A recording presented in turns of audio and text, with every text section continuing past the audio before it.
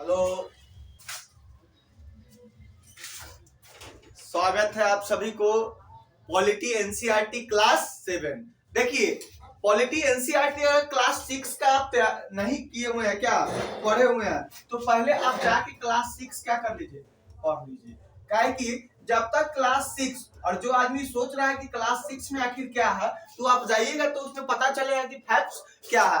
आप सिर्फ इतना हमको बता दीजिए, आप क्लास 6 का पढ़ने नहीं जा रहे हैं तो, कि ग्रामीण क्षेत्र में आजीविकाएं चलाने का 5 गो क्या क्या उपाय है, और शहरी क्षेत्र में आजीविकाएं चलाने का दिन रात उसको आप देख रहे हैं।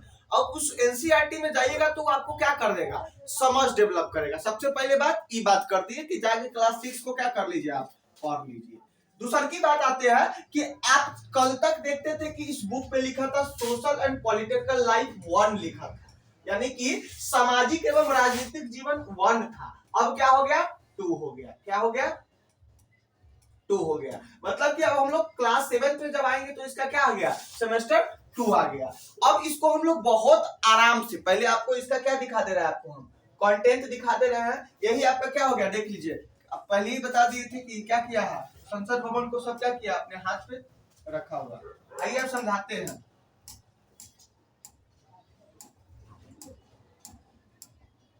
क्या क्या आखिर पढ़ना है हमको क्लास 7 में।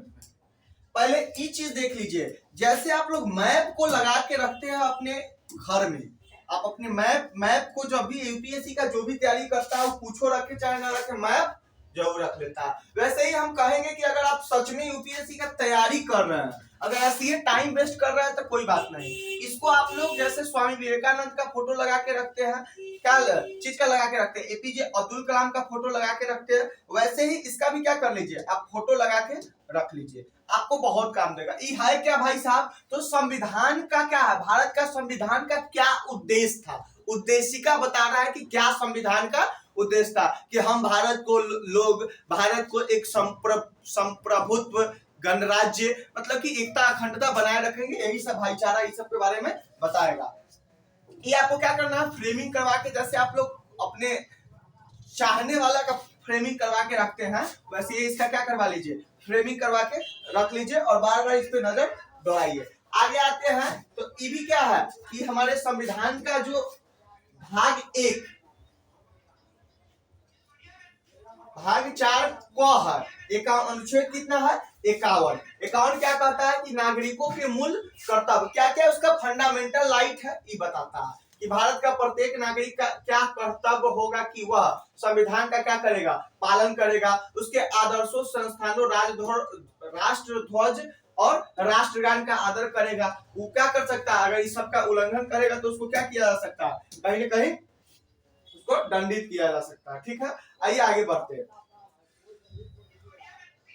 देखिए, अब हम लोग पढ़ेंगे विषय सूची। अभी समझ लीजिए कि क्या क्या आखिर पढ़ना है। हम कोशिश करेंगे कि इसको एक एक चैप्टर करके पढ़े, थोड़ा सा हम लोग इसको एनालाइज कर करके विस्तृत से पढ़ेंगे, एनालाइज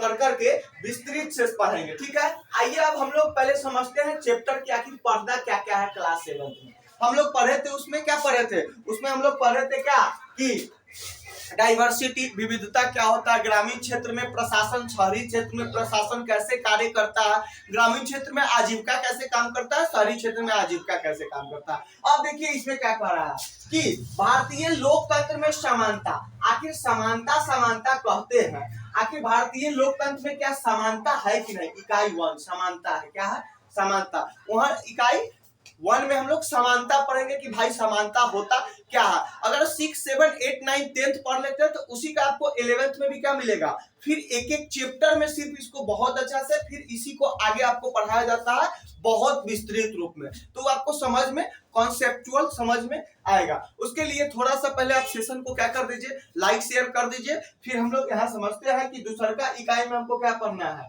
सरकार, राज्य सरकार कैसे काम करता है, स्वास्थ्य में सरकार की भूमिका क्या होता है, और राज्य शासन कैसे काम करता है। तीसरा क्या है, लिंग बोध, यानी कि जेंडर, लड़के लड़कियों के रूप में क्या होना, बढ़ना, सियाना होना, इसी के माध्यम से कहानी इसमें हमको समझाएगा। लड़के और लड़कियों के रूप में बड़ा होना, औरतों ने बदली दुनिया। आपको पता होगा दलाई लामा, आपको दलाई लामा को ये सबको जानते हो, झांसी की रानी, बहुत सारे औरत है जो दुनिया को क्या करती, बदल दी। ऐसे ही आज हम लोग फिर उसके बारे में पढ़ेंगे कि लड़के के रूप में और लड़की के रूप में बड़ा होना क्या होता है। भाई आपको पता है कि जब लड़कियां जन्म लेती है उसी के साथ उसके साथ भेदभाव किया जाता है। जब लड़के जन्म लेते हैं तो उसको लिए क्या बजाया जाता है, ढोल ताशा क्या क्या आराधना पूजा मटकोर सब होता है। लेकिन वही लड़की जब जन्म लेती है तो उसको अभिश्राप की तरह देखा जाता है। I am right. आगे बढ़ते हैं। जब लड़की के साथ देखिए फिर उसके साथ कैसे भेदभाव होता है, भेदभाव को समझिएगा।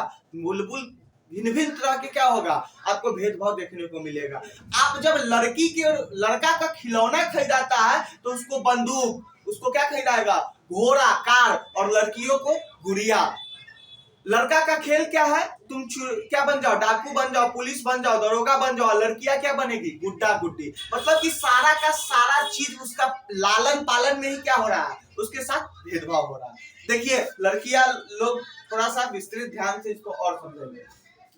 इकाई 4 है संचार माध्यम। संचार कहने का मतलब कि हम लोग जो फोन से, टेलीफोन से, फैक्स से, ईमेल से जो बात करते हैं, गूगल फेसबुक अब तो बहुत सारा हो गया, इसके बारे में समझेंगे। और इकाई 5 है बाजार। अध्याय 7 में हमारे आसपास के बाजार, और बाजार में एक कमीज के कीमत, वो कमीज की कीमत 70 रुपया क्या रहता है, लागत रहता है। और कैसे वो 370 में बिकता है ये भी हम भी समझेंगे कि आखिर उसका पैसा कैसे विज्ञापन में जाता है, कैसे कैसे इसका ये होता है।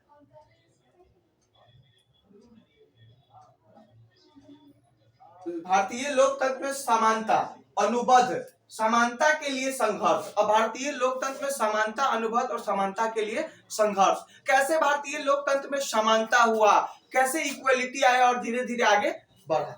आगे आइए इसी के बारे में हम लोग क्या करेंगे, समझेंगे। सबसे पहले अब हम लोग क्या समझ गए कि हम लोग राइटर चैप्टर के क्या क्या पढ़ना है, ये सब हम समझ गए। अब आइए इसके बारे में समझते हैं कि कैसे इसके आगे हमको फर्स्ट चैप्टर क्या है, समानता। कहा गया, देखिए 2 मिनट रुकिए, इसको अथी कर रहे हैं।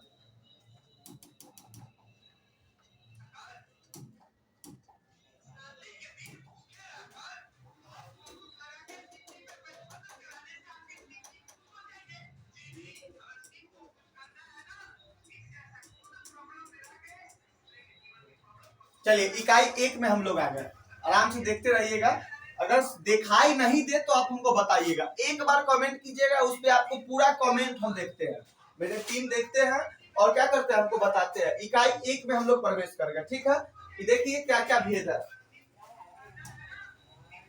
अब देखिए चैप्टर 1 में बता क्या रहा है, ध्यान से देखिएगा मेरे भाई।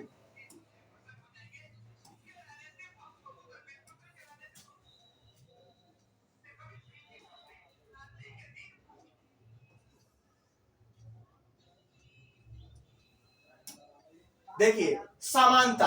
अब ये जो एनसीईआरटी है हम लोग को कहानी के माध्यम से समझाएगा। कहानी क्या होगा कि आप मान के चलिए कि किसी होटल में जाते हैं, कहाँ जाते हैं, होटल में जाते हैं। तो होटल में जाते हैं तो आपके साथ ऐसा व्यवहार हो जाता होगा, बड़े बड़े जब आप होटल ताज में जाइएगा जो कि बहुत बड़ा होटल है, तो उसमें अगर आप अच्छे तरह के ढंग के कपड़ा वगैरह से नहीं जाते हैं तो शायद आपको एंट्री नहीं दिया जाएगा। वही आप क्या करते हैं, सपोज मान के चलिए कि आप किसी के घर में, आपके आसपास के कोई लोग होंगे जो किसी के यहाँ झाड़ू पोछा करने जाते होंगे, और आप देखिए कि झाड़ू पोछा करने जा रहा है और जिसके यहाँ झाड़ू पोछा कर रहा है यानी कि जो उसके मालिक है, वो दोनों एक दिन समान हो जाता है। कब, जिस दिन इलेक्शन रहता है, उस दिन वो भी वही लाइन में खड़ा रहता है जहां वो काम करने वाली कांता रहती है। इसी के माध्यम से एनसीईआरटी हमको क्या कराएगा, समानता यानी कि इक्वलिटी के बारे में समझाएगा। अब इसको हम लोग एक कहानी के माध्यम से समझ लीजिए। पहले हमको फिगर बाय फिगर समझाया। छोटे लाल किसान है, छोटे लाल क्या है, किसान है। मंजीत कौर शिक्षिका है, कौर शिक्षिका, कौर शिक्षिका मतलब कि क्लासरूम में पढ़ाने वाली शिक्षिका है। तेज सिंह व्यापार है, व्यापारी मतलब कि बिजनेसमैन। और गिरीश राव छात्र है। कांता देवी घरेलू कामगार है, जो कि दूसरे यहाँ जाके क्या करती है, झाड़ू पोछा करती है। और सुजाता कुमारी घरेलू कामगार है। ये दोनों क्या है, घरेलू कामगार है। समझ गए। आइए अब हम लोग पढ़ेंगे कि कैसे, ये पहले आप कार्टून देखिएगा। हाँ बिल्कुल, क्या लिखा हुआ है, चुनाव के दिन कांता और उसकी दोस्त सुजाता वोट डालने की बारी का क्या कर रहा था, इंतजार कर रहा था। आपको जानकर हैरान होगा कि आप जब बड़े बड़े मंदिर में जाते हैं तो आपको घुसने के लिए क्या लगता है, बहुत ज्यादा लंबे लाइन में लगना पड़ता। वही सेलिब्रिटी सबको घुसने के लिए लाइन में लगने का कोई जरूरी नहीं होता। और आगे बढ़ते हैं तो आपको और आगे बढ़कर हम समझाते हैं कि देखिए वहां पे थोड़ा सा उनके लिए प्राइवेसी होना भी जरूरी है, उनके लिए ऐसा नहीं। लेकिन अगर हम एक किसान को और डॉक्टर को हम जब देखेंगे तो किसान के जगह पे डॉक्टर को हम अगर थोड़ा सा उसको प्राथमिकता देते हो तो अच्छी बात है, क्योंकि उसका टाइम के लिए क्या है, मैनेज करना जरूरी है। लेकिन जब उसकी किसान की गरिमा को हम नहीं पहचानेंगे, किसान को हम क्या करेंगे, अनादर करेंगे, तो ये गलत हो जाएगा। बात को समझ रहे हैं। हमको सब लोग क्या है, एक ही तरह से जन्म लिए हैं। गांधी जी कहते हैं कि सभी के अंदर अंतरात्मा है, पापी को कभी दंड मत दो। वो पापी को भी कहते हैं कि पापी के अंदर भी अंतरात्मा है, उसके सुधरने का क्या किया जाए, अवसर दिया जाए। और जब उसके अंतरात्मा जागृत हो जाएगा तो पाप नहीं करेगा। समझ गए। अब इसी के माध्यम से क्या कर रहा है कि चुनाव के दिन था और वोट में डालने के लिए उसके मालिक भी खड़ा थे और ये दोनों भी खड़ा थे। कितनी अच्छी बात है ना सुजाता, कि हम सब अपने देश के समान नागरिक के रूप में वोट डाल सकते हैं। समान नागरिक मतलब कि जैसे कोई अमीर का वोट अगर एक है तो मेरा भी वोट एक ही में काउंट होगा। आगे बढ़ते हैं। जैन साहब भी हमारे साथ इसी लाइन में खड़े हैं। बड़ी आश्चर्य वाली बात है कि नरेंद्र मोदी और राहुल गांधी दोनों वोट डाल सकते हैं और दोनों का वोट का अधिकार एक ही में काउंट होगा। बात तो समझ रहे हैं। आगे बढ़ते हैं। हाँ बिल्कुल, क्या बोल रही है, हाँ बिल्कुल। चल कांता अब तेरी बारी आई। वोट डालने की बारी किसकी आई, कांता की आई। मैं तो उसे वोट दूंगा जिसने हमारे मोहल्ले में पानी का पाइप लाइन लाने का वादा किया है, लाया नहीं है। जो वादा किया है उसी को कह रहा है कि हम वोट देंगे। आइए समानता जानते हैं। भारत एक लोकतांत्रिक देश है, भारत एक लोकतांत्रिक देश है, यानी कि डेमोक्रेसी है, मोनार्की नहीं है। लोकतंत्र और राजतंत्र में थोड़ा सा पहले हम लोग समझ लेते हैं कि लोकतंत्र और राजतंत्र होता क्या है। देख लीजिए, सबसे पहले बात लोकतंत्र। लोकतंत्र में जो है, एक मिनट रुक जाइए, थोड़ा पानी पी लेते हैं। लोकतंत्र लिख लीजिए आप भी, हम लोकतंत्र का डिफिनेशन लिखवा दे रहे हैं।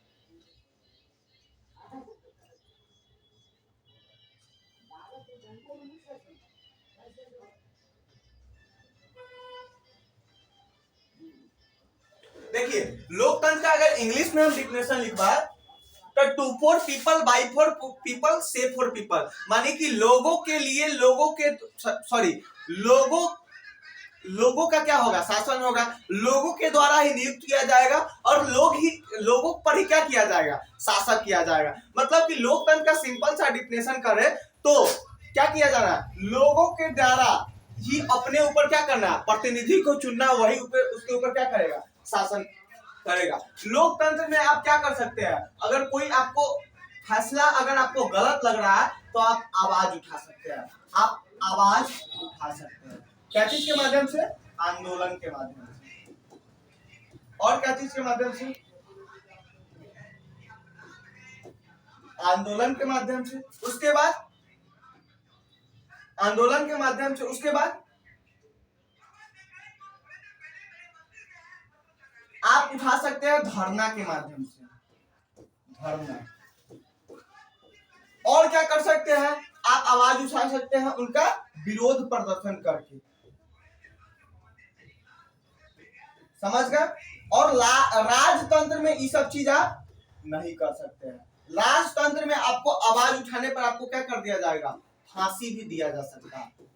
राजाओं के काल में ऐसा ही होता था। अब हमको बताइए कि आपको जो ये लोकतंत्र मिला है, क्या आप इसका फायदा उठाते हैं, कि आप रो रहे हैं, लोकतंत्र से भी आप खुश नहीं है। और क्या आगे चल के एनसीईआरटी आपसे ये भी सवाल पूछेगा कि आपके समझ से लोकतंत्र से अच्छा कोई शासन है क्या।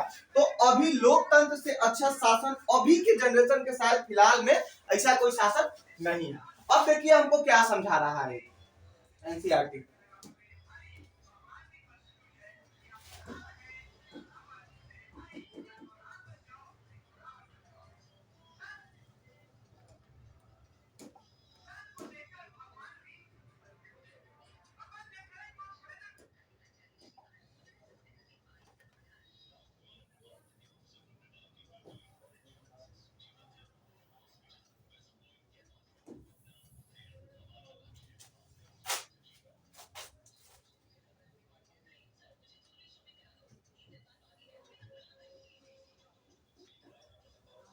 क्या हो गया जी? क्या हुआ सर? ये देखिए ना, फिगर गायब हो गया, इसमें का फिगर गायब हो गया। व्हाइट होगा, व्हाइट में व्हाइट मैच हो जा रहा है इसमें। व्हाइट पे व्हाइट मैच हो जा रहा है। थीम चेंज कर दी, थीम चेंज कर दिया, बैकग्राउंड में गया ब्लैक लाइट। फिर से लाइट जहाँ से लाइट फिर से लाइट क्या लगा? डिलीट कर इंपोर्ट में से। एक पेज थोड़ी ना था, आ गया बहुत बड़ा पेज था। इसके बाद ये वाला पेज कैसे ला? इसके बाद वाला पेज नेक्स्ट कीजिए, नेक्स्ट तो यहाँ से कर दिए। और next। हाँ, तो ये एक पेज गायब हो गया बीच का। वही तो है लेकिन दिख नहीं रहा है इसमें। और ऊपर नेक्स्ट करो, नेक्स्ट में तो दूसरा है ये, लेकिन ये वाला छूट जाएगा नेक्स्ट पेज। यहाँ से कुछ छिपाव पा गया है।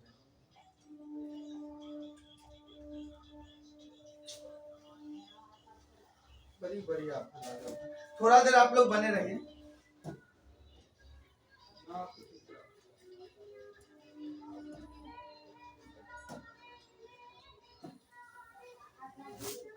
इतना डिजिटलाइजेशन हुआ है ना, इतना और क्या हो गया, आफत हो गया। आइए समझते हैं क्या कर रहा है उसमें वो आपको यही समझाना चाह रहा था कि क्या कर रहा था।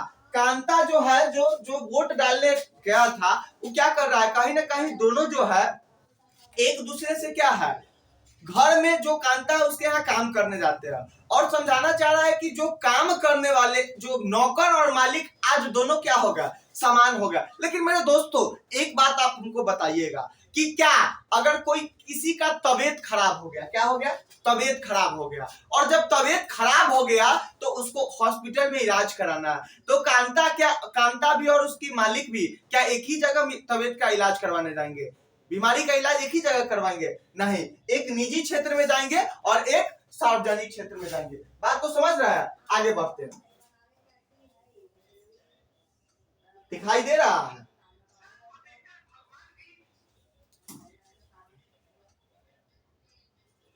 बड़ा दिक्कत होता है।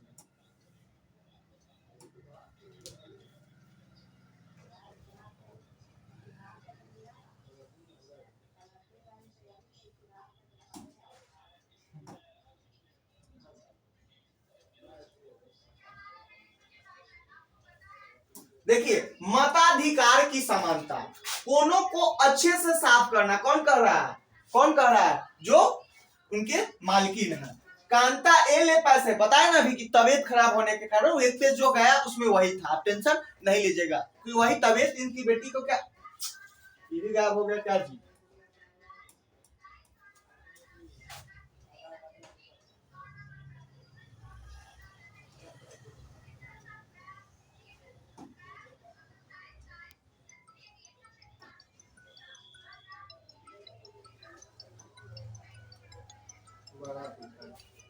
देखिए क्या कह रहा है कि कोने के सफाई ऐसा से करना। कांता ए ले पैसे, पर पहले से पैसे मांगने की आदत अब मत बना।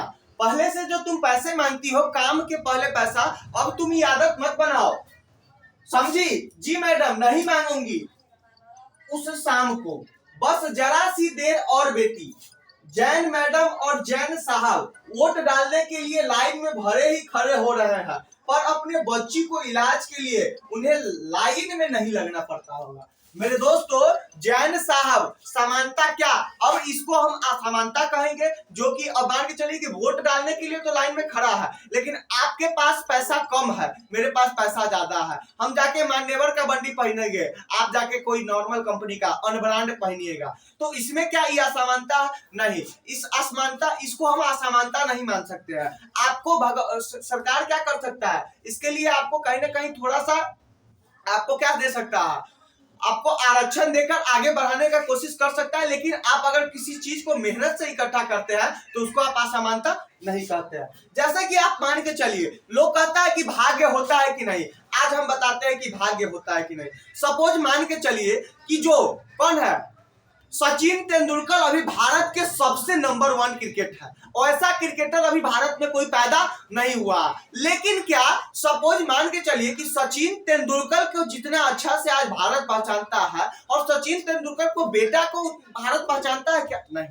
इसीलिए हम कह सकते हैं कि भाग्य से आदमी सचिन तेंदुलकर का बेटा तो पैदा हो सकता है, लेकिन सचिन तेंदुलकर जैसा क्रिकेटर पैदा नहीं हो सकता। भले उसको विरासत में क्या मिल गया, धन मिल गया, दौलत मिल गया, पैसा मिल गया, रुतबा मिल गया, नाम मिल गया, सब मिल गया, लोग उसको आज जान भी रहा है। सचिन तेंदुलकर के जैसे ही आप किसको देख लीजिए, शाहरुख खान को, जिसका आर्यन खान, जिसको आप ड्रग्स में सुने थे, तो ड्रग्स में जो गए, अब उनको आर्यन खान को जो शाहरुख खान ने मेहनत किया उसके बदौलत मिल गया, तो उसको भाग्य से मिला। लेकिन शाहरुख खान जो है वो क्या किया है, स्ट्रगल किया है, मेहनत किया है, और तब जाके सफलता आया है। आगे बढ़ते हैं, इसी के क्रम में अब हम मताधिकार की समानता की बात करेंगे। कहानी का प्रारंभ कांता के वोट देने की लाइन में खड़े होने से होता है। पुनः उन विभिन्न लोगों की ओर देखे जो उनके साथ लाइन में खड़े थे। वही कौन, तो स्कूल टीचर भी थी, बिजनेसमैन भी थी, स्टूडेंट भी थी, और कांता भी थी, उसके मालकिनी भी थी। कांता अपने मालिक अशोक जैन को पहचान लेती है और अपने पड़ोसी छोटे लाल को भी। भारत जैसे एक लोकतांत्रिक देश में सब वयस्कों को वोट देने का क्या है, मत देने का, यानी कि वोट देने का अधिकार है। चाहे उनका धर्म कोई भी हो, शिक्षा का स्तर या जाति कुछ भी हो, वे गरीब हो या अमीर हो। इसे जैसा कि आप पिछले वर्ष की पुस्तक में पढ़ चुके हैं, सार्वभौमिक वयस्क मताधिकार कहा जाता है। अब आइए आप हमको एक चीज बताइए कि कौन सा ऐसा चीज है जो हमारे और आपके जन्म के बाद सब चीज अभी तक भी उतना ही हुआ होगा जितना कि आप जन्म लेने के बाद। जैसे कि मान के चलिए कि आप जब जन्म लिए तो किसी अमीर घर के में जन्म लिए होइएगा, हम किसी गरीब घर में जन्म लिए। लेकिन एक बात याद रखिएगा, हम जब जन्म लिए ओहिया से काउंट करने पे 18 साल जिस दिन पूर गया उस दिन क्या करेंगे, वोट देने का अधिकार हो गया। 18 साल या 18 साल से ज्यादा में क्या चीज होता है, इसी को कहते हैं सार्वभौमिक वयस्क मताधिकार। न पैसा के आधार पे, न रंग के आधार पे, न रूप के आधार पे, न रुतबा के आधार पे, न आपके कपड़ा के आधार पे, न आपके बोली के आधार पे, न आपके क्या होने के अपंगता के आधार पे, न आपके, आप अगर शारीरिक रूप से भी आप अपंग हैं, आपका पैर नहीं है, हाथ नहीं है, फिर भी आप वोट दे सकते हैं। इसी को कहते हैं सार्वभौमिक वयस्क मताधिकार, यानी कि सभी के लिए जो क्राइटेरिया है वह सभी के लिए समान है। यूपीएससी में भी क्या सभी के लिए क्राइटेरिया समान है? तो आप बार बार जो आरक्षण कहते हैं, तो आरक्षण अब बताइए, आरक्षण का जो विरोध करते हैं वो थोड़ा सा हमको ये बताइए कि 2 दिन आप इस चीज को झेल सकते हैं कि आपको कोई क्या कहे, अछूत कहे, छोट जात कहे, आपको दलिद्र की श्रेणी में रखा जाए। आप इस अगर अवहेलना को झेलने के लिए तैयार है तो आपको भी आरक्षण मिलना चाहिए। आगे बढ़ते हैं, तो इसको क्या कहते हैं, सार्वभौमिक वयस्क मताधिकार का मतलब समझ गए, लिख लीजिएगा। सार्वभौमिक वयस्क मताधिकार मतलब कि 18 से या 18 से ऊपर के लोगों को वोट देने का अधिकार कहा जाता है, और यह सभी लोकतंत्र का आवश्यक पहलू है। सार्वभौमिक वयस्क मताधिकार का विचार समानता के विचार पर आधारित है। क्या चीज के विचार पे, इक्वालिटी, मतलब कि सभी के साथ समान व्यवहार हो।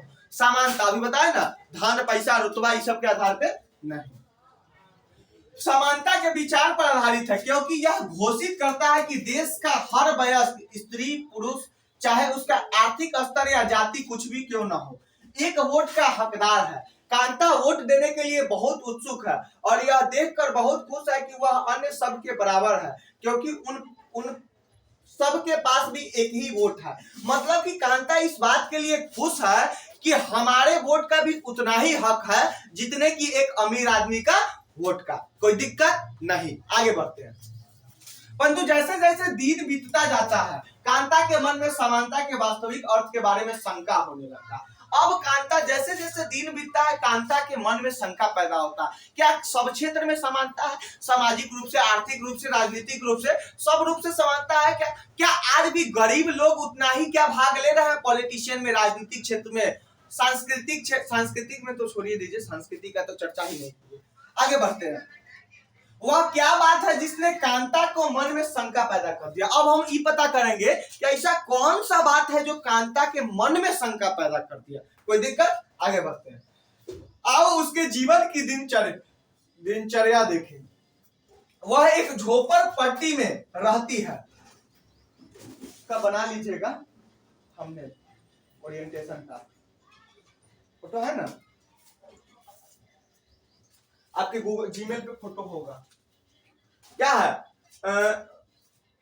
अब आपसे पूछेगा एनसीईआरटी आपसे सवाल पूछ रहा है कि ऐसा कौन सा बात है जिसको अभी हम लोग पता करेंगे कि कांता और मेरे बीच में क्या है, समानता के अंतर को क्या करता है, अलग करता है। आइए आप उसके जीवन को दिनचर्या देखें, वह एक झोपड़पट्टी में क्या करती है, रहती है। और हम क्लास 6 में चर्चा कर चुके हैं कि भारत में 1 करोड़ से ज्यादा लोग फुटपाथ पे क्या करते हैं, बिजनेस करते हैं, और बहुत सारे लोग झोपड़पट्टी में रहते हैं। आइए इसके बारे में भी हमको एनसीईआरटी बताएगा, परंतु वो अपने काम से एक दिन की भी छुट्टी नहीं ले सकती।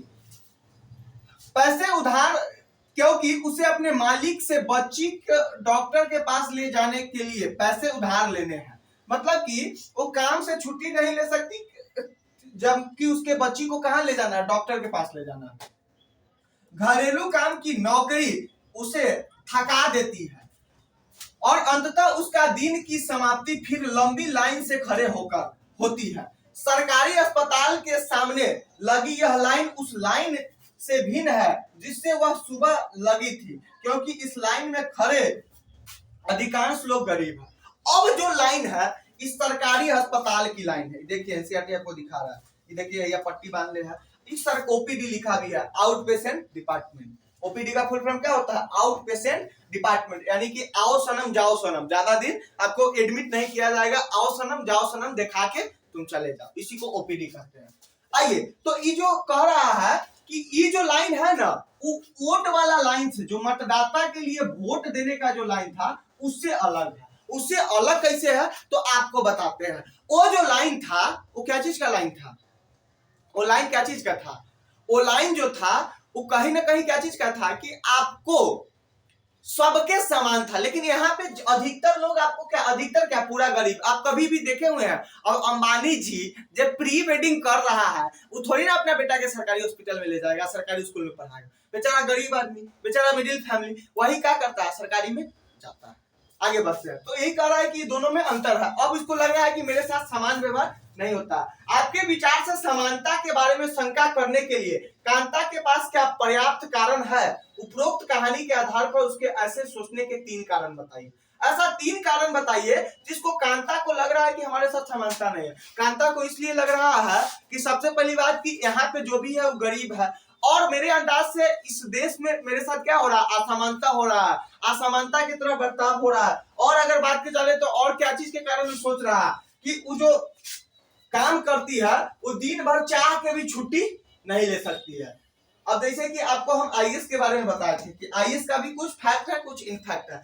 आईएएस में आप ड्यूटी के दौरान आपको जब चाहे 24 घंटा का आईपीएस में ड्यूटी होता है, और जिस समय आप सोते हैं, सोने का टाइमिंग क्या होता है, अच्छा से अगर सोया जाए तो 10 बजे 9 बजे आराम से सो जाना चाहिए। जो रियल अपना लाइफ को स्पिरिचुअल की तरह जी रहा है, 10 बजे सोएगा, 4 बजे उठेगा। लेकिन आपको पता है कि चोर का टाइम और गुंडा का टाइम, जितना भी क्राइम होता है वो कितना बजे होता है, वो कोई भी क्राइम ज्यादातर रात में ही अंजाम दिया जाता है। आप सुनते हुए कि सामूहिक रेप हो जाए, सामूहिक बलात्कार हो जाए, सामूहिक क्या हो जाए, चोरी हो जाए, ये सब क्या होता है, रात में होता है। अब आपका जो सोने का टाइम है वो क्या है, अपराधियों का जगने का टाइम है। इस कारण से आईएएस आईपीएस में भी थोड़ा सा आपको क्या है, नेगेटिव पॉइंट है तो कुछ पॉजिटिव पॉइंट है, थोड़ा सा तो होता ही है। आगे बढ़ते हैं, 3 चीज हम लोग बता दिए।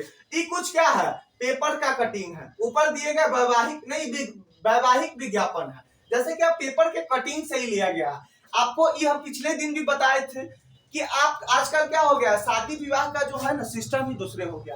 ये देखिए, ये कह रहा है कुर्मी जाति से है, क्षत्रिय 2654, बीएससीसी माइक्रोबाय, ऐसा कुछ अपना बायोडाटा दिया हुआ। ये कह रहा है ब्राह्मण से है, बेटल बुंदेलखंडी ब्राह्मण, ध्रुव कौशल गोत्र इतना इतना इतना, 3 विषयों में एवं अन्य डिप्लोमा कोर्स कन्या हेतु वर चाहिए, सर्व ब्राह्मण मान्य। सर्व ब्राह्मण को कोई भी ब्राह्मण इसको चलेगा। अब मतलब कि शादी ब्याह का जो ये विज्ञापन है ये आपको एनसीईआरटी दिखा रहा है। आइए, अन्य प्रकार की असमानता। कांता उन बहुत से लोगों से एक है जो भारतीय लोकतंत्र में रहते हैं और जिन्हें मताधिकार प्राप्त है, लेकिन जिनका दैनिक जीवन और कार्य करने की स्थितियां समानता से बहुत दूर है। मतलब कि वोट डालने में तो समान है, लेकिन उसका दैनिक जीवन दिनचर्या से बहुत अलग है। निर्धन होने के अतिरिक्त भारत में लोगों को अन्य अनेक कारणों से भी असमानता का सामना करना पड़ता है। जो गरीब लोग है उसको बहुत सारे और कारण है जिसके कारण से उसको क्या झेलना पड़ता है, असमानता झेलना पड़ता है। आइए समझने का कोशिश करते हैं। इसका आश्रय हम निम्नलिखित दो कहानियों को पढ़कर समझेंगे। ये दोनों ही वास्तविक घटनाओं पर आधारित और भारत में होने वाली विभिन्न प्रकार की असमानताओं पर प्रकाश डालती है। ये दो को घटना बताएंगे। एक वो घटना बताएंगे आपको जूठन ओम प्रकाश वाल्मीकि जी का, और दूसरा का कौन थे, बाबा साहेब भीमराव अम्बेडकर। यही एनसीईआरटी आपको बताएगा, जो अभी बताएगा देखिएगा। देखिए भारत में सामान्यतः प्रचलित असमानताओं में से एक है जातिगत व्यवस्था। सबसे बड़ा क्या है, जातिगत व्यवस्था। आप ग्रामीण भारत में रहते हैं तो जातिगत पहचान का अनुभव शायद बहुत छोटी आयु में ही हो जाता है। यदि आप भारत के शहरी क्षेत्र में रहते हैं तो शायद आप सोचेंगे कि लोग अब जात पात में विश्वास नहीं करते, परंतु जरा एक प्रमुख समाचार पत्र के वैवाहिक विज्ञापन के कॉलम को देखिए तो आप पाएंगे कि उच्च शिक्षा प्राप्त शहरी भारतीय के दिमाग में भी जाति कितनी महत्वपूर्ण है। देखिए एनसीईआरटी कितना फैक्ट दिया। आप देखिए शहर में गांव में आपको अब अंतर समझाते हैं। गांव में जब आप रहते हैं तो आपको बहुत छोटे से ही देखते होइएगा कि कोई अगर अमीर घर का लोग है तो उसके सामने से चप्पल पहन के भी कोई नहीं गुजर सकता है। उसके दूरा से पहले जब बारात जाता था तो जब घोड़ा से लोग दुल्हा जाता था तो लड़का क्या होता था, घोड़ा पर से उतर जाता था जब किसी बड़े के दूरा पर से जाता था। अब शहर में एक चीज कम हो गया, जैसे कि मेट्रो में आप दिल्ली में बैठते हैं तो आपके बगल में कौन कास्ट है मायने नहीं रखता। आप किसी पिज्जा शॉप में बैठे हैं तो आपको कौन कास्ट है लेकिन मायने नहीं रखता। लेकिन देखिए एनसीईआरटी कितना अच्छा से आपको क्या दिया है, साक्ष्य दिया है, प्रूफ। ये पेपर के कटिंग से पता चलता है कि भले ही आपके साथ बैठ जाए, वो आपके साथ रह जाए, लेकिन शहरों में भी शादी विवाह को लेकर क्या है, जातिगत उतना ही भेद है जितना कि गांव में है। क्योंकि देखिए आपका एनसीईआरटी जो आपको समझाने का कोशिश कर रहा है यही कर रहा है। आपको बताया ना कि अभी आप क्या देखिए पेपर को कटिंग को देखिए, आपको पता चलेगा कि शहर में भी क्या है, जातिगत आधार सेम है। अगर जातिगत आधार सेम नहीं रहता तो सीधे एज लड़का को दे दिया रहता और क्या दे दिया रहता, उसका क्या इनकम है, क्या काम किया है, ये दे देता। ब्राह्मण और यहाँ तक कि ई ब्राह्मण नहीं कि बुलखेंडी ब्राह्मण, क्या है क्या कुछ लिखा था, हाँ बुदेलखंडी ब्राह्मण है, समझ रहे हैं ना, ध्रुव कौशल ऐसा तब लिख दिया थोड़ा सा, हाँ वही लिखा ही हुआ है बुदेलखंडी। आगे बढ़ते हैं तो देखिए तोमर राजपूत मेडिकल इंजीनियर, तोमर भी लगा रहा है, कहां से है, ई सिर्फ दे देता और जाति लगाने का कोई जरूरत नहीं था। बात को समझ रहे हैं, आगे बढ़ते हैं। आइए अब एक कहानी स्कूल जाने वाले एक दलित बच्चे के अनुभवों के बारे में पढ़े। दलितों के बारे में आप पहले ही पिछले वर्ष की पुस्तक में पढ़ चुके हैं। दलित एक ऐसा शब्द है जो निचली जाति को दबाने के लिए प्रयोग किया जाता है, मतलब कि जो कुचला हुआ हो, टूटा हुआ हो, प्रयोग में लाते हैं। दलित का अर्थ होता है कुचला हुआ या टूटा हुआ। इस शब्द का इस्तेमाल करके दलित यह संकेत करते हैं कि पहले उनके साथ बहुत भेदभाव होता था, आज भी हो रहा है। आप ये कह सकते हैं कि हमारे यहाँ तो असमानता हुआ है, हमारे यहाँ भी असमानता हुआ है जातिगत आधार पे, लेकिन आप किसी भी देश को ऐसा नहीं कर सकते हैं जो कि क्या है 100% प्योर है, दूध से धुला हुआ। वो अमेरिका हो जाए तो आप देख सकते हैं कि दक्षिण अफ्रीका के लोग के साथ कैसा भेदभाव कर रहा है। वहां पे देख सकते हैं जो कि रोजी पार्क्स की कहानी के माध्यम से हम समझाए थे कि बस में बैठी एक महिला क्या करती है, उस अपने सीट देने से इनकार करती है गोरे से, उसी से क्या हो गया, एक आंदोलन छिड़ गया। और बहुत सारा अमेरिका का एग्जांपल दे दीजिए आप, सबसे संप्रभु और लोकतंत्र देश अमेरिका माना जाता है। आप चाइना ले लीजिए, रूस ले लीजिए, जापान ले लीजिए, पोलैंड ले लीजिए, अफ्रीका ले लीजिए, साउथ अफ्रीका ले लीजिए, कुछ भी ले लीजिए, सब जगह क्या है, सेम भेदभाव होता ही है। लेकिन जो इसी में जो सबसे पहले सतर्क हो गया उसी को हम लोग क्या मानते हैं, सबसे उच्च कोटि को मानते हैं। आगे बढ़ते हैं। ओम प्रकाश वाल्मीकि आपको पहले भी बता चुके हैं, 1950 में उनका जन्म हुआ था और 2013 में वो मरे। एक प्रसिद्ध दलित लेखक है, क्या है, दलित लेखक है। अब देखिए कोई दलित अगर पढ़ के आगे बढ़ जाता है तो बहुत सारा वो क्या कर लेता है, चेंज कर लेता है। वो देखिए जैसे कि बाबा साहेब भीमराव अम्बेडकर पढ़े तो संविधान लिख डाले, उनको कहीं ना कहीं उस चीज से गुजरे हुए। जैसे कि आप भूख से गुजरे हैं ना, तो आप भोज में जाइएगा तो अन्न ज्यादा जियान नहीं कीजिएगा। आप अगर स्टूडेंट लाइफ में हैं, आप क्या कर लिए हैं, भूख से आप गुजरे हुए हैं, तो आप पनीर नान लेके कभी फेंक नहीं सकते हैं। भले थोड़ा चावल फेंक दे लेकिन पनीर नान रसगुल्ला नहीं फेंकते। अपनी आत्मकथा जूठन में वो लिखते हैं, स्कूल में दूसरे से दूर बैठना पड़ता था, वह भी जमीन पर। अपने बैठने की जगह आते आते चटाई छोटी पड़ जाती थी। कभी तो एकदम पीछे दरवाजे के पास बैठना पड़ता था, जहां से बोर्ड पर लिखे हुए अक्षर धुंध दरवाजे के पास क्या करता था, धुंधला लगता था। कभी कभी बिना कारण पिटाई भी कर देते थे। जब वे कक्षा 4 में थे तो प्रधानाध्यापक ओम प्रकाश से स्कूल और खेल के खेल के मैदान में झाड़ू लगाने को कहा। वे लिखते हैं, लंबा चौड़ा मैदान मेरे वजूद से कई गुना बड़ा था, जिसे साफ करने में मेरी कमर दर्द करने लगी थी। समझ गए? मतलब कि इतना लंबा चौड़ा दरवाजा था कि रिलेट नहीं होगा।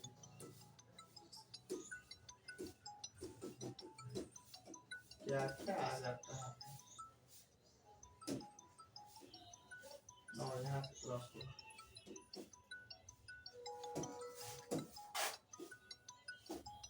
अब देखिए, जूठन का जो यूज किया गया है, ये भी कहीं ना कहीं ग्लानि करने वाली बात है। जूठन पहले खाता था। आप एक कहानी पढ़े होइएगा 11th 12th में, अगर आप बिहार बोर्ड से होइएगा तो एक कहानी दिया गया था बिहार बोर्ड के बुक में 12th में। वो दिया गया था कि कैसे बेचारा भोज खाने के बाद जो बच जाता था उसको क्या करता था, चुन के लोग खाते थे, और उसी को सुखा के, जैसे पूरी कोई खाया छोड़ दिया, उस पूरी को सुखा कर बहुत आदमी तक क्या करता था, उसको 3 महीना 2 महीना तक खाया करता था। आइए जूठन को आगे हम पढ़ते हैं। ओम प्रकाश वाल्मीकि जी, आप इसका मेंस में भी क्या कर सकते हैं, आंसर राइटिंग के समय यूज कर सकते हैं जूठन का। ओम प्रकाश वाल्मीकि की किताब जूठन का मुख्य पृष्ठ, जिसमें उन्होंने एक दलित बालक के रूप में बड़े होने के अनुभवों को प्रस्तुत किया। आपके विचार से ओम प्रकाश वाल्मीकि के साथ उसके शिक्षक और सहपाठियों ने असमानता का व्यवहार क्यों किया था? अपने आप को ओम प्रकाश वाल्मीकि की जगह रखते हुए 4 पंक्तियां लिखिए कि उक्त स्थिति में आप कैसा अनुभव करते हैं। मतलब कि आप उस जगह पे रहिए, जैसे कि उनके साथ क्या करवाया गया था, पूरा स्टडी रूम क्लासरूम को क्या करवाया गया था, कहीं ना कहीं भर दिन क्या लगवाया गया था। फिर देखिए कथी दुनिया आ गया, कुछ आपसे रहता, माने कि चैन से नहीं रहने देगा।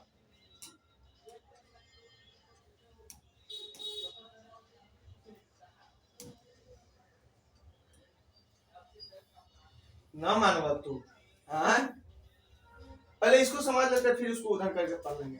मतलब कि 4 को क्या करना है, आपको बताना है, उस लाइन पे लिखना है कि आप उस जगह रहते तो कैसा फील होता। आपके विचार से अंसारी दंपति के साथ एगो कहानी है, बहुत मजेदार कहानी है, ये समझते हैं।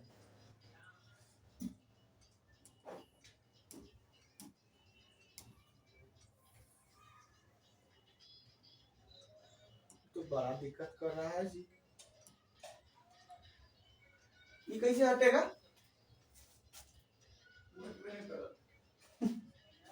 पूछो 8 में।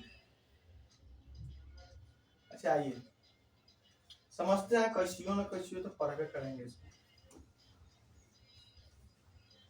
चलिए ये देखिए, ये जो उनको एक अंसारी जी है, अंसारी जी क्या है आपको कहानी के माध्यम से समझा देते हैं। अंसारी जी गए कहा, अंसारी जी गए एक रूम खोजने शहर में, और शहर में रूम खोजने गए तो रूम तो मिल गया, लेकिन अंसारी जी बहुत खोजने पर एक क्या चीज से मिले, डीलर से मिले, जो कि ब्रोकर होता है जो शहर में रूम दिलवाता है। रूम दिलवाने के लिए मिल गया, लेकिन जब वो रूम में लेने गया सारा चीज फिक्स हो गया, देने के लिए तैयार थे, लेकिन जब अंसारी जी का जात पूछा गया तो अंसारी जी क्या निकले, बैककास्ट से, दलित परिवार से निकले, और इस कारण से उनको कह दिया गया रूम ओनर कि आपको रूम नहीं मिलेगा। उनका कारण बता दिया कि नॉनवेज खाने वाले का रूम हम नहीं देते हैं, लेकिन अंसारी जी का नाक से सेंट आया कि बगल में मछली बन रहा है। अब समझ लीजिए कि ऐसा तरह के भेदभाव झेलना पड़ता है। वही आपसे ये क्वेश्चन पूछ रहा है कि आपके विचार से अंसारी दंपति के साथ असमानता का व्यवहार क्यों किया जा रहा था, जातिगत भेदभाव के कारण।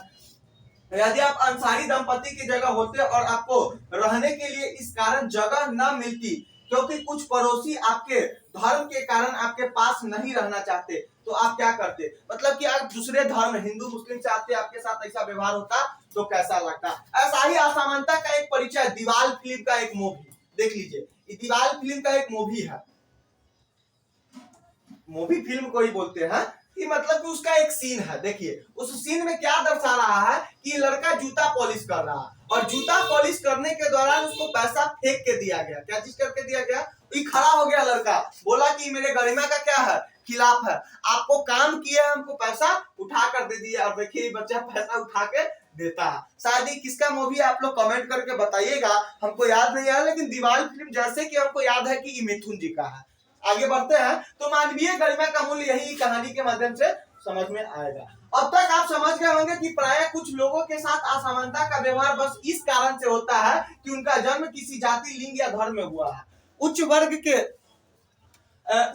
के है या मध्यम वर्ग के या किसी निम्न वर्ग के। ओम प्रकाश वाल्मीकि और अंसारी परिवार के साथ असमानता का व्यवहार जातिगत और धर्मगत कारणों से हुआ।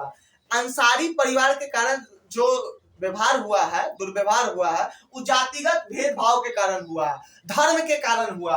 क्या ये होना चाहिए? जब लोगों के साथ असमानता का व्यवहार होता है तो उनके सम्मान का क्या होता है, ठेस पहुंचता है। सम्मान को क्या पहुंचता है, ठेस पहुंचती है। ओम प्रकाश वाल्मीकि तथा अंसारी दंपति के साथ किए गए व्यवहार के कारण उनकी गरिमा को ठेस पहुंचती है। ओम प्रकाश वाल्मीकि को उनकी जाति के कारण स्कूल में झाड़ू लगाकर शिक्षकों और छात्रों ने उनका सम्मान को बुरी तरह से आहत किया है और उन्हें यह महसूस कराया है कि विद्यालय के अन्य छात्रों के समान नहीं, उनसे कमतर है।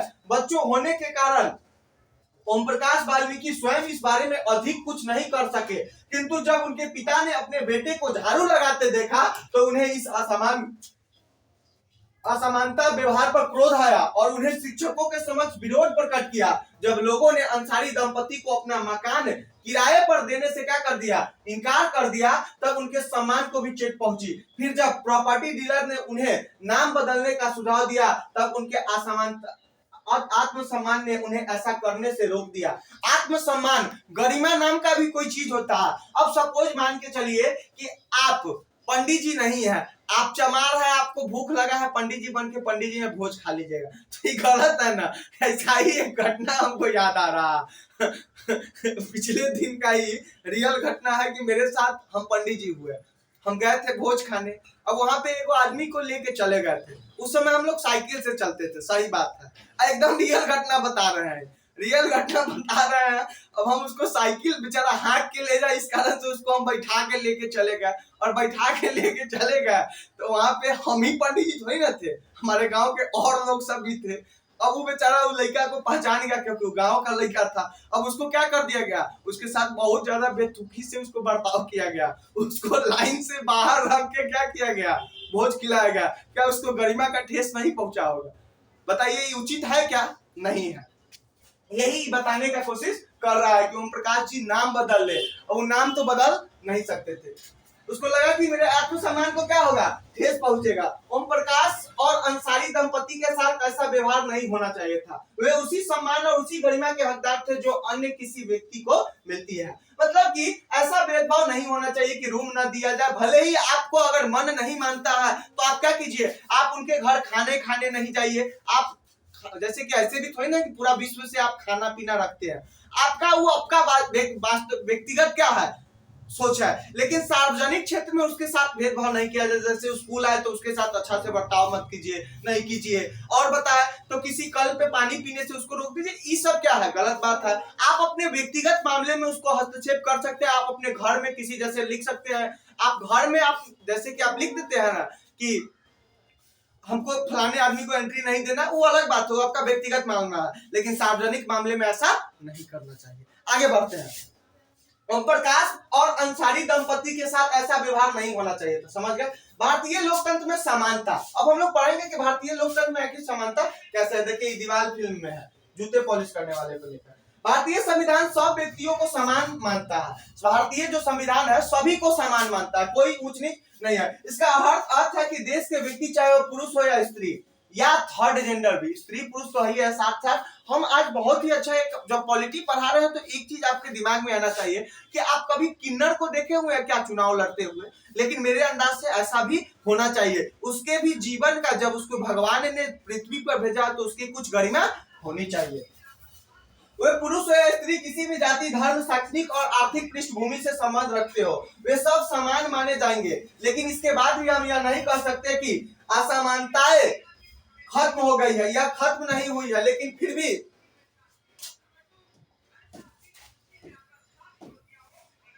भी कम से कम भारतीय संविधान में तो व्यक्तियों की असमानता के सिद्धांत को क्या किया जाता है, मान्य किया गया है। जहां पहले भेदभाव और दुर्व्यवहार से लोगों की रक्षा करने के लिए कोई कानून नहीं था, अब अनेक कानून लोगों के सम्मान तथा उनके साथ समानता के व्यवहार को सुनिश्चित करने के लिए मौजूद है। समानता को स्थापित करने के लिए संविधान में जो प्रावधान है उनमें से कुछ निम्नलिखित है। प्रथम, कानून की दृष्टि में हर व्यक्ति समान है। कानून की दृष्टि में आप कांता जैसी काम करने वाली महिला हो या राष्ट्रपति हो, सब क्या है, समान है। किसी के साथ भेदभाव नहीं किया जाएगा, सब क्या है, समान है। तो कांता जैसी काम करने वाली महिला हो या भारत के राष्ट्रपति हो, देखिए ये बता भी रहा है कि कांता जैसे काम करने वाली नौकरानी वाली महिला तक सभी कांता जैसी क्या है, या कानून को पालन करना होगा। दूसरा, किसी भी व्यक्ति के साथ उसके धर्म, जाति, जन्म स्थान के आधार पर भेदभाव नहीं होगा। पुरुष होने के आधार पर, महिला होने के आधार पर भी भेदभाव नहीं किया जाएगा।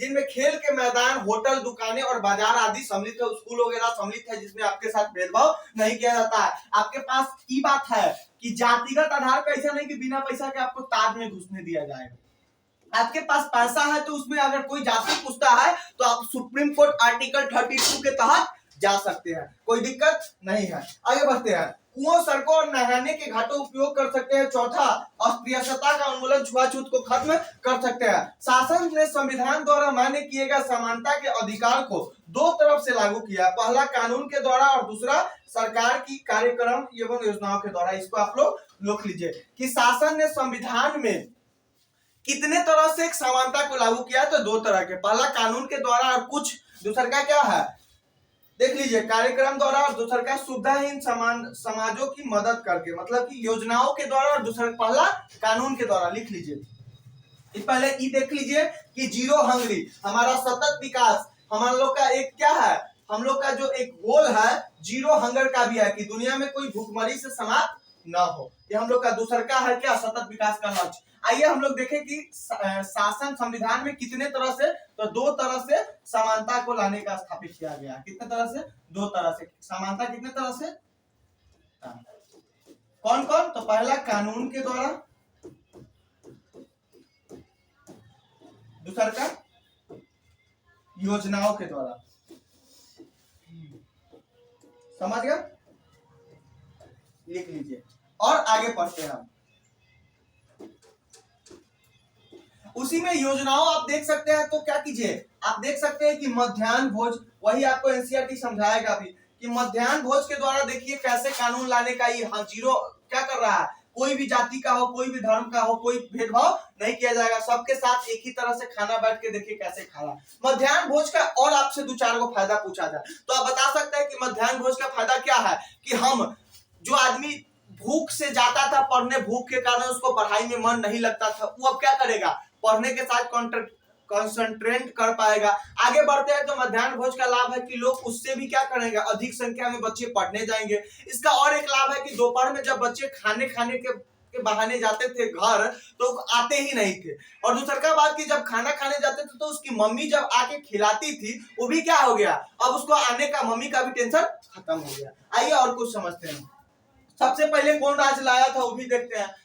भारत में ऐसे अनेक कानून हैं जो व्यक्ति के समान व्यवहार प्राप्त करने के लिए अधिकार की रक्षा करते हैं। कानून के साथ साथ सरकार ने उन समुदायों के साथ सैकड़ों वर्षों तक असमानता का व्यवहार हुआ, उनका जीवन सुधारने के लिए अनेक कार्यक्रम और योजनाएं लागू की है। योजनाएं यह सुनिश्चित करने के लिए चलाई गई है कि जिन लोगों को अतीत में अवसर नहीं मिले हैं, अब उन्हें अधिक अवसर प्राप्त हो। इन जो योजनाएं हैं इसलिए लाया है कि सबको क्या हो, अवसर प्राप्त हो और कुछ करने की कर बैठे, ऐसा उसके मन में विचार है। इस दिशा में सरकार द्वारा उठाया गया एक कदम है मध्याह्न भोज की व्यवस्था। इस कार्यक्रम के अंतर्गत सभी सरकारी प्राथमिक स्कूलों के बच्चों को दोपहर का भोजन स्कूल द्वारा दिया जाता है। योजना भारत में सर्वप्रथम तमिलनाडु राज्य, लिख लीजिए, मध्याह्न भोजन सबसे पहले कहाँ आया, तमिलनाडु, जिसकी राजधानी चेन्नई है, में प्रारंभ की गई। और 2001 में उच्चतम न्यायालय ने सभी राज्य सरकारों को इसे अपने क्या कर दिया, निर्देश दिए इसको क्या करने के लिए, लागू करने के लिए। दोपहर का भोजन मिलने के कारण गरीब बच्चों ने अधिक संख्या में क्या कर दिया, स्कूल में प्रवेश लेना और नियमित रूप से स्कूल जाना शुरू कर दिया। शिक्षक बताते हैं कि पहले बच्चे खाना खाने घर जाते थे और फिर वापस स्कूल लौटते ही नहीं थे। अभी हम बता दिए, यही सब आपको बताएगा। फिर आपको खाना खाने के कारण मम्मी को भी आना होता, यही सब आपको बताएगा। खाली पेट बच्चों को भूख भी नहीं लगता, इस कारण से पढ़ाई पर ध्यान केंद्रित नहीं कर पाता, जो कि आपको हम पहले से समझा चुके हैं। आगे बढ़ते हैं। यद्यपि शासकीय कार्यक्रम अवसरों की समानता बढ़ाने की महत्वपूर्ण भूमिका निभा रहा है, किंतु अभी अभी बहुत कुछ करने की आवश्यकता है। मध्याह्न भोजन के कार्यक्रम ने निर्धन बच्चों का स्कूल में प्रवेश और उनकी उपस्थिति तो बढ़ा दी है, लेकिन फिर भी इस देश में हुए स्कूल जहां अमीरों के बच्चे जाते हैं उन स्कूलों से बहुत अलग है। जैसे कि अभी आपको कांता का उस सीन याद आ गया होगा कि जैसे हॉस्पिटल में क्या कर रहा है कि वोट डालने के समय तो समान हो जा रहा है, लेकिन आपको हम बताए थे कि स्कूल में आदमी कभी सरकारी स्कूल में अमीर का बच्चा नहीं जाता। तो ये भी क्या असमानता है, यही हमको पूछने का कोशिश कर रहा है। आइए आगे बढ़ते हैं। मध्याह्न भोजन कार्यक्रम क्या है, बता सकते हैं कि क्या है सरकारी स्कूल में भोजन का व्यवस्था। क्या आप इस कार्यक्रम के 3 लाभ बता सकते हैं। अभी बताया कि भूखे पेट पढ़ नहीं पाता है, उनकी मम्मी को भी खिलाने आना पड़ता था, बच्चे रोज स्कूल आते हैं, ये बता सकते हैं। आपके विचार से यह कार्यक्रम किस प्रकार समानता की भावना बढ़ाता है। सब जाति धर्म के लोग एक साथ मिलकर खाना खाते हैं, इस तरह असमानता का व्यवहार को लागू करते हैं। अपने क्षेत्र में लागू की गई किसी एक सरकारी योजना के बारे में बता लगाइए। इस योजना में क्या किया जाता है, यह किसके लाभ के लिए बनाई गई है। आपके क्षेत्र में कोई ऐसा सरकारी योजना है जो सरकार लाया है, उस योजना के बारे में बताइए और उसको बताइए कि क्या क्या लाभ है। अब पढ़िए, देखिए हम बताए थे कि 2 एगो जूठन के बारे में। अब देखिए कि कौन है, बाबा साहेब भीमराव अंबेडकर जी का फोटो आप लोग यहाँ देख रहे हैं। बेचारे ये भी बहुत असमानता को झेले, इनको तो यहाँ तक कि आप स्टेशन का एक घटना सुनिएगा तो आप चौंक जाइएगा। स्टेशन पर इनके साथ इस आला दर्जे का व्यवहार किया गया था। अपने आत्मसम्मान को दांव पर लगाकर जीवित रहना अशोभनीय है, मतलब कि अच्छा नहीं है।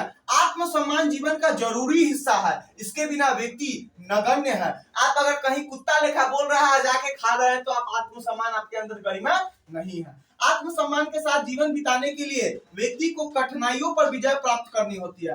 केवल कठिन और निरंतर संघर्ष से ही व्यक्ति बल, विश्वास और मान्यता प्राप्त कर सकता है। मनुष्य नस्वान है, हर व्यक्ति को किसी न किसी दिन मरना है, परंतु व्यक्ति को यह संकल्प लेना चाहिए कि वो अपने जीवन का बलिदान आत्मसम्मान के उच्च आदर्शों को विकसित करने और अपने मानव जीवन को बेहतर बनाने में करेगा। किसी साहसी व्यक्ति के लिए आत्मसम्मान रहित जीवन जीने से अधिक अशोभनीय और कुछ नहीं है। मनुष्य जो है नाशवान है, यानी कि एक ना एक दिन सभी को मरना है, लेकिन अपने आत्मसम्मान के दांव पर लगाकर जीना वो अशोभनीय है। आप बिना गरिमा को जी रहे हैं तो वो अशोभनीय है। आप कहीं ना कहीं क्या लाइए, आप अपने अंदर आत्मसम्मान लाइए। अपने आप को अनलिमिटेड ग्लानि फील मत कीजिए कि मेरे जैसा कोई नहीं है, मतलब कि मेरे जैसा पापी कोई नहीं है, मेरे जैसा निष्ठुर कोई नहीं है। मध्यम मार्ग का अनुसरण कीजिए और न ज्यादा अति सोचिए अपने बारे में कि मेरे जैसा महान कोई नहीं है, और न ही अपने बारे में अति ग्लानि फील कीजिए। और आत्मसम्मान का भाव और गरिमापूर्ण जीवन जिए, ये हम लोग का क्या है, एक मनुष्य का क्या है, अंग है, इसको लाना चाहिए। आगे बढ़ते हैं।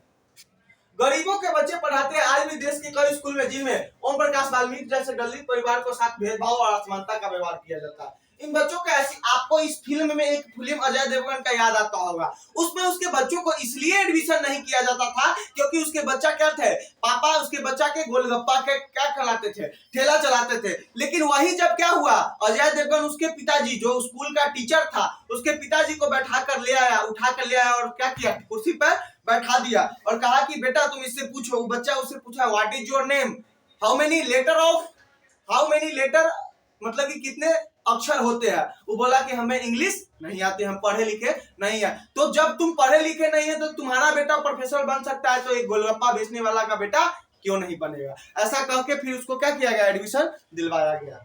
ऐसा अभी भी भेदभाव होता है, यही एनसीईआरटी समझाना चाहता है। क्योंकि कानून बन जाने के बाद भी लोग उन्हें समान समझने के इनकार कर देते हैं। इसका मुख्य कारण यह है कि दृष्टिकोण में बहुत धीरे धीरे परिवर्तन आता है। यद्यपि लोग यह जानते हैं कि भेदभाव का व्यवहार कानून के विरुद्ध है, फिर भी वे जाति, धर्म, अपंगता, आर्थिक स्थिति और महिला होने के आधार पर लोगों के साथ असमानता का व्यवहार करते हैं। वर्तमान दृष्टिकोण को बदलना तभी संभव है जब लोग यह विश्वास करने लगे कि कोई भी कमतर नहीं है, हर व्यक्ति समानता का है, सम्मानजनक व्यवहार का अधिकारी है, प्रजातांत्रिक समाज में समानता स्थापित करने के लिए सतत संघर्ष जिसमें व्यक्तियों और विभिन्न समाजों के सहयोग देना है। इस पुस्तक में आप इसके बारे में और अधिक पढ़ेंगे। मतलब कि इस पुस्तक में और अधिक आप पढ़ेंगे कि लोगों को ऐसा देखिए कि कानून बन जाने से ऐसा नहीं होता है कि उसको लागू कर दिया जाता। बहुत सारा देश में कानून है जिसको अभी भी फॉलो नहीं किया जाता, ये आपको पता चल रहा। अन्य लोकतंत्रों में समानता के मुद्दे देखिए, रोजा पार्क्स की चर्चा की, रोजा पार्क्स आ गए। देखिए यहाँ पे लिखा भी हुआ, इसको बड़ा कर दो। अब इस कहानी के माध्यम से हम आपको समझाएंगे। बहुत अच्छा, ये इतना पढ़ने का कोई जरूरत नहीं, हम समझा दे रहे हैं। और लोकतंत्र में समानता के मुद्दे देखिए, ये कहाँ की बात कर रहे हैं, ये कहाँ की बात कर रहे हैं? अमेरिकन लोगों और अफ्रीकन, अमेरिका के बात हो रहा है जहां भी क्या हमारे भारत में ही ऐसे असमानता है, लेकिन हमारे भारत में जातिगत आधार पर भेदभाव है, तो अमेरिका में क्या है? रंग के आधार पर भेदभाव। ये अफ्रीकन महिला है जो कि क्या है? प्रेग्नेंट है, इसका नाम रोजा पार्क्स है। एक अफ्रीकन महिला, अमेरिकन औरत जिनकी एक विद्रोही प्रतिक्रिया ने अमेरिका इतिहास के ही बदल दिया।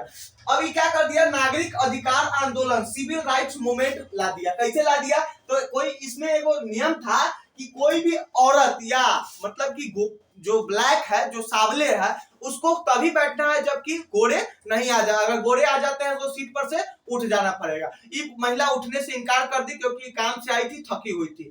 वो इनकार कर दी तो क्या कर दिया? इसके लिए बहुत सारा क्या हो गया? मूवमेंट उठ गया। मूवमेंट का मतलब आंदोलन हो गया। उसी को नागरिक अधिकार आंदोलन, सिविल राइट्स मूवमेंट कहते हैं। यही आपको इस कहानी के माध्यम से समझाने का कोशिश कर रहा है। आगे बढ़ते हैं। ये देखिए अनुच्छेद 51, जो आपकी 51 तो हम पहले बता चुके हैं। अब हम लोग अनुच्छेद 15 देखेंगे कि जातिगत आधार पर होने वाले भेदभाव के आधार पर क्या किया जाता है? बर्ताव किया जाता है। भारत के संविधान के अनुच्छेद 15 के अंश धर्म, मूल वंश, जाति, लिंग, जन्म स्थान के आधार पर किसी के साथ भेद नहीं करेगा। राज्य किसी को क्या करेगा? नागरिक के विरुद्ध केवल धर्म, मूल वंश, जाति, लिंग, स्थान या जन्म इनमें से किसी आधार पर विभेद भी नहीं करेगा, भेदभाव इस सब के आधार पर। दुकान में, सार्वजनिक स्थान पर किसी के आधार पर भेदभाव नहीं करेगा। और लोकतंत्र की क्या चुनौती है ये देखते हैं। किसी भी देश को पूरी तरह से लोकतांत्रिक नहीं कहा जा सकता। पहले भी हम बता सकते हैं कि अमेरिका हो, इंग्लैंड हो, जापान हो, फॉरलैंड हो, कोई भी हो, पोरलैंड हो, कोई भी लैंड हो, वहां भी क्या है? पूरी तरह से समानता लोकतांत्रिक नहीं है। हमेशा से ही ऐसे समुदाय और व्यक्ति होते हैं जो लोकतंत्र को नए अर्थ देते हैं और अधिक से अधिक समानता लाने के लिए नए नए सवाल उठाते हैं। उसके केंद्र में वह संघर्ष है जो सब व्यक्तियों को समानता और सम्मान दिलाने का पक्षधर है। इस पुस्तक में आप पढ़ेंगे कि किस तरह समानता का प्रश्न भारतीय लोकतंत्र में हमारे दैनिक जीवन के विभाग पहलुओं को प्रभावित करता है। इन पाठों को पढ़ते हुए विचार कीजिए कि क्या आप सब व्यक्तियों को समानता और उनके आत्मसम्मान को ऊंचा रखने के भावना को लोग स्वीकार कर रहे हैं या नहीं। ऐसा मतलब कि बता रहा है कि क्या अभी भी इसको स्वीकार सब लोग कर रहा है कि नहीं। अब देखिए, ये वो असमानता का बहुत बड़ा परिचय है। क्या सरकारी स्कूल में आप देखे होंगे कि स्लोपिंग वाला बहुत जगह बनता है। स्लोपिंग वाला क्या बनता है? चेयर बनता है। वहां पे क्या किया जाता है? स्लोपिंग वाला चेयर के माध्यम से, इसलिए कि कोई अगर अपंग भी हो तो इसको कैसा फील होता होगा, इस सब इसको उतार रहा है तो इसको कहीं ना कहीं अंदर से आत्मसम्मान नहीं, आत्मग्लानि फील होता होगा। बात आप समझ गया। अब लोकतंत्र में सार्वभौमिक वैध मताधिकार क्यों महत्वपूर्ण है? आराम से बता सकते हैं, क्योंकि सभी के साथ समानता हो, सबके साथ क्या हो? एक साथ हो, और यही एक उम्र के आधार पर होगा तो सभी के साथ क्या होगा? समानता होगा, जो कि ई हमारा क्या है? प्राकृतिक देन है। बॉक्स में दिए गए संविधान के अनुच्छेद 15 अंश को पुनः पढ़िए और दो ऐसे तरीके बताइए जिनसे यह अनुच्छेद असमानता को दूर करता है। दो ऐसे तरीके बताइए जिनसे यह अनुच्छेद क्या करता है? असमानता के दूर करता है। असमानता को कैसे दूर करता है? जातिगत आधार पर भेदभाव को दूर करके। और भी क्या करता है? सभी के साथ, राज्य किसी के साथ इस आधार पर भेदभाव नहीं कर सकता। ओम प्रकाश परमहंसी का अनुभव अंसारी दंपति के अनुभव से किस प्रकार मिलता था? इस प्रकार मिलता था कि उनके साथ छोटे जाति होने के कारण, तो अंसारी के साथ दूसरे धर्म के होने के कारण भेदभाव होता था, लेकिन भेदभाव तो दोनों में था, इसलिए दोनों क्या है? एक ही माना जाएगा। कानून के सामने सब व्यक्ति बराबर है। इस कथन से आप क्या समझते हैं? आपके विचार से लोकतंत्र महत्वपूर्ण क्यों है? मतलब कि कानून के इससे क्या समझते हैं? इससे हम यही समझते हैं कि भारत के प्रधानमंत्री हो या कोई भी हो, कानून सब पर एक है। हम भी मर्डर करेंगे तो वही कानून लगेगा जो कि राष्ट्रपति करेंगे। बात समझ गए?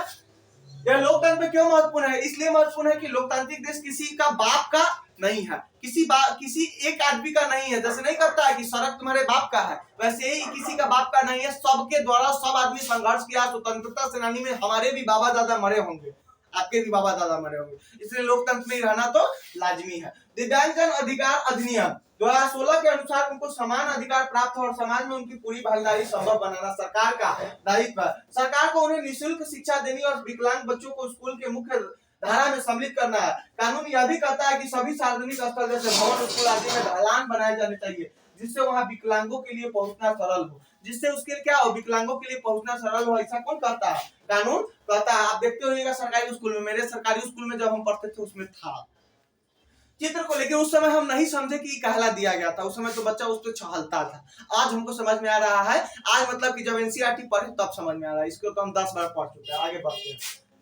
चित्र को देखिए और उस बच्चे के बारे में सोचिए जिसे सीढ़ियों से नीचे लिया जा रहा है। क्या आपको लगता है कि इस स्थिति में उपयुक्त कानून लागू किया जा रहा है? बिल्कुल नहीं किया जा रहा है। वह भवन में आसानी से आ सकेंगे, उसके लिए क्या क्या करना आवश्यक है? उसके लिए सीढ़ी बनाना, लिफ्ट बनाना, ये सब आवश्यक है। उसे तो उठाकर सीढ़ियों से उतारा जाना उसके सम्मान और उसकी सुरक्षा को कैसे प्रभावित करता है? बहुत तरह से। उसको अपने से क्या करता है और सबसे वो अलग क्या करता होगा? कहीं ना कहीं देखता होगा। जब कोई आदमी क्या है, अपंग है, उसके पास क्या नहीं है, चलने की समर्थ नहीं है, तो वो औरों से क्या करेगा? भीन तो करेगा ही। उछलने में उतरने में क्या होगा? थोड़ा सा उसको दिक्कत होगा। शब्द संकलन, सार्वभौमिक मताधिकार, यह लोकतांत्रिक समाज का अत्यंत महत्वपूर्ण पहलू है। मतलब कि इस शब्द का संकलन यानी कि शब्द का मतलब समझा रहा है। मतलब कि क्या है, भारतीय समाज में सार्वभौमिक वयस्क मताधिकार क्या है? लोकतंत्रीय समाज का अत्यंत महत्वपूर्ण पहलू है, बहुत जरूरी चीज है। इसका अर्थ है कि सभी वयस्क 18 वर्ष या उससे अधिक आयु के नागरिक को वोट देने का अधिकार है, चाहे उसकी सामाजिक या आर्थिक पृष्ठभूमि कुछ भी हो। उसको हम बताए थे, न धर्म डिपेंड करता है, न काला, न गोरा, न पैसा, न रुपया, न कुछ डिपेंड नहीं करता। गरिमा इसका तात्पर्य अपने आप को और दूसरे व्यक्तियों को सम्मान योग्य समझने से है। संविधान यह वह दस्तावेज है जिसमें देश की जनता व सरकार द्वारा पालन किए जाने वाले नियमों और अधिनियमों निरूपित किया जाता है। मतलब कि जो संविधान वह है जिसमें लिखा गया है कि कैसे हमारा देश चलेगा, कैसे कानून चलेगा। कौन से जीवंत दस्तावेज कहा जाता है संविधान को, यानी कि हर समय उसमें चेंज किया जा सकता है। नागरिक अधिकार आंदोलन, एक आंदोलन जो संयुक्त राज्य अमेरिका में 1950 के दशक के अंत में प्रारंभ हुआ और जिसमें अफ्रीकी अमेरिकन लोगों ने नस्लगत भेदभाव को समाप्त करने और समानता अधिकार की मांग की। मतलब कि क्या किया, ये ऐसा अधिकार था जो कि क्या किया, नागरिकों को अधिकार को अमेरिका में लाया। लोगों ने नस्लगत भेदभाव की समाप्त करने और समान अधिकार को मांग की। क्या की, मतलब कि नस्लगत आधार को करके समान अधिकार की मांग की। आशा करते हैं ये चैप्टर आपको बहुत अच्छा से समझ में आया होगा और क्या हुआ होगा, बहुत अच्छा ये चैप्टर लगा होगा। इसको थोड़ा सा आप क्या कीजिए, मेहनत कीजिए और क्या कीजिए, इस चैप्टर को लाइक, सब्सक्राइब एंड शेयर कीजिए और आगे बढ़ाइए कि आपके लिए और सारा इसके लिए वीडियो बना सके और क्या कर सके, आगे बढ़ा सके। मिलते हैं नेक्स्ट वीडियो में, तब तक के लिए आप क्या कीजिए, इसको शेयर करते रहिए। बहुत बहुत धन्यवाद, बहुत बहुत शुभकामनाएं।